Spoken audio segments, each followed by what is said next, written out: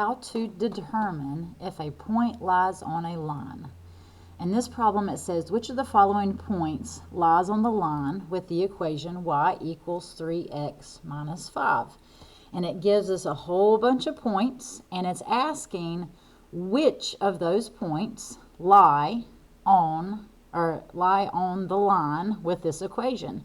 And so we're going to circle all of the ones that apply. And there's two ways to figure this out. Number one, you can graph the line and then just simply look to see which points are on it. And so that's the first thing we're going to do, is we're going to graph this line and we're going to see which of these points are on the line. And so on the line means the points that when you graph it, it's the points that are on that line. There's no really other way of saying that, okay? So if I graph this line, we've got the line y equals 3x minus 5. It's in slope-intercept form. So remember, slope-intercept form is y equals mx plus b. So the number that's in front of your x, 3, would be your slope. So m would be 3. And then the number that's added or subtracted to the x part, would be your y-intercept. So then my y-intercept would be negative 5. You can't ignore the sign in front of it, so make sure you remember to put the sign with it. Okay, so we're going to graph it. So when you graph it, you start with your y-intercept. So I'm going to go to negative 5. So 1, 2, 3, 4, 5 on my y-axis. That would be kind of like the starting point of my line, and then I graph with my slope. So remember, you rewrite slope as a fraction because slope is rise over run when you're thinking about it in a graph sense. And so the top number tells me that from that point I have to go up 3. So up 3. And then the run part, it's a positive 1, so that means I have to go right 1. Okay, so from my starting point, I'm going to go up 3 and right 1. So 1, 2, 3, and then right 1. I would end up right there. And then I keep following that pattern. So I go 1, 2, 3, and then right 1. And I'm just going to keep going. So 1, 2, 3, right 1, 1, 2, 3, right 1. And I keep going until I get to the edge of my graph. And so if I wanted to go the other direction, you do the exact opposite. So you would go down 3 and then left 1. So 1, 2, 3, and left 1. 1, 2, 3, and left 1. Okay? And then from there, you can graph your line. So you can grab a ruler, or you can grab like a sheet of paper and just go on the edge of the sheet of paper. But you're going to graph your line, connect your dots, so that you can see where your line goes. And then we can look at our graph of our line and see which of these points are on it. So whenever I look at my line, I'm going to just look at each point individually. So got negative 1, negative 8. So negative 1, negative 8 would be negative 1, go down 8. That would be right there. Is that point on the line? And yes, it is. So negative 1, negative 8 is one of my points that's on the line. And it says in this problem that we have to circle all of the ones that apply. So that one is definitely on the line. So that's one of my answers. But there could be more than one, so we're going to keep looking. So this one was on it.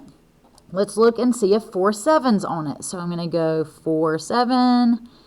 That point is right there. And that one is also on my line. So that one right there is on the line that has this equation. So that's another one of my answers. And so I'm just going to keep going. So we got negative 2, 1. So negative 2, 1 is right there. Is that on my line? No, that's definitely not on my line. So that one is not part of your answer. Okay, so just make sure you don't circle that one. Okay, so then we keep going. Now, the issue with this one is with my graph stops at a certain point. So I'm not going to be able to tell if that one's on it or not. And so I'm going to have to come back to that one with a different way of telling if that point's on it. And so I'm going to just look for the ones that I can actually see on my graph. So 2, 1 I could see. So 2, 1 is right there. And that one is also on the line. So that one would be part of my answer as to one of the points that's on the line. So that I'm going to circle that one. And then if I look at the last point, I will not be able to see that one on my graph. Kind of like I couldn't see that one because my graph only goes so far. So that is one way to see if points lie on the line. Well, then how do we tell if these points lie on the line? Well, you're going to have a different way of looking at that. And so that's why we have another method. So another way that you can figure out if points lie on the line is you can plug in the x value in that coordinate and see if it works to give you the y value or if it works in the equation, okay? So I'm going to take my equation, y equals 3x minus 5, and I'm going to plug in those 2 points that I couldn't see on my graph. So I'm just going to copy those points down here. So we've got the point 80 and then 235. And then I've got the point negative 25, negative 80. And I'm going to check to see if those are on my line. And so I'm going to plug in my x and my y values. So this is my x and that's my y. And I'm going to see if it works out in my equation. So in the end, when I plug in my x, I'm wanting it to give me the y value here. So my y value that I'm wanting to get is 235. And then the x value that I'm plugging in is 80. So notice I just copied my equation down and I plugged in my x where my x is, and I plugged in my y where my y value was. And I'm going to simplify this. So if I simplify this, 3 times 80 is 240, and then 240 minus 5 is 235. So that's what I get on this side. And then I'm asking myself, does that equal the other side? And so this is kind of like a question. Are these 2 sides of your equation equal?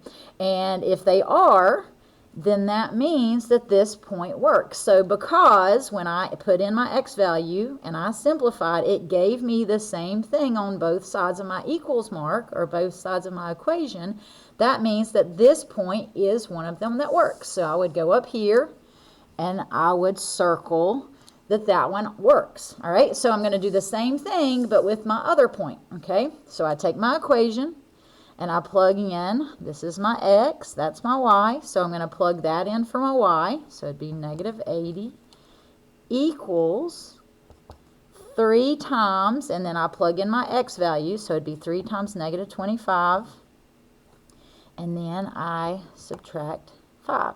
Okay, so again, this is a question. Whenever I plug in my x value, does this side equal or end up equaling the negative 80? So I'm going to simplify. 3 times negative 25 is negative 75.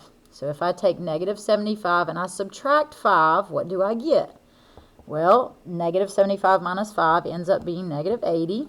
And I'm going to see, do both sides of my equation equal each other? And yes, they do. And so that means that this also works in that, or works in the equation, so then that would be another point that would be on the line. Okay, so that one is also a point. Okay, notice, just so that we can do a problem where it doesn't work out, like that one's a point that we already know isn't on the line, and so if I plug that point into my equation, you'll notice that it doesn't work out. So I'll just show you that. So if I plug in the point negative 2, 1, I'm going to have 1 as my y value, so I'll plug that in for y, and then it equals 3 times my x value that I'm plugging in is negative 2, and you're kind of asking the same thing. Does this side equal that whenever I simplify? So we got 3 times negative 2, which is negative 6, and then negative 6 minus 5 ends up giving me negative 11, and then I'm asking myself, does that equal the other side, which is 1? And notice that one does not equal it, so that means that that point does not work for the equation, and therefore is not a point that falls on that line.